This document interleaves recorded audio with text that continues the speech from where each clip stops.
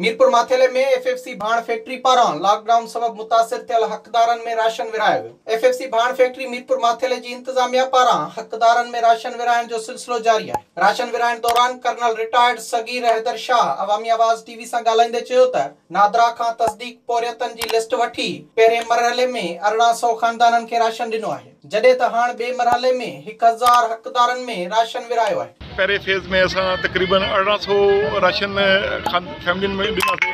हाणे 1000 ॿियो बि तकरीबन 2800 माण्हुनि खे ख़ानदाननि खे राशन विरायो वेंदो ऐं हिन जो तरीक़ोकार वॾो क्लियर आहे।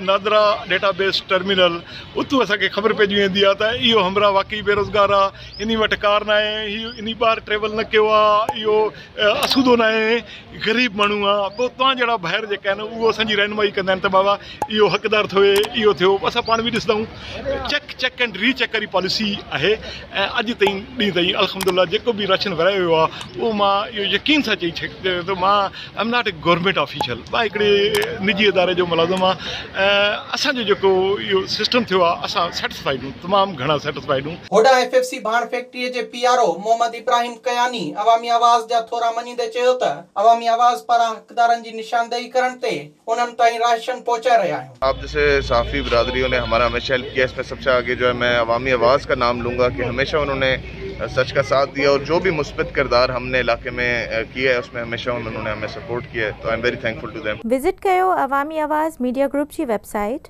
awamiawaz.pk।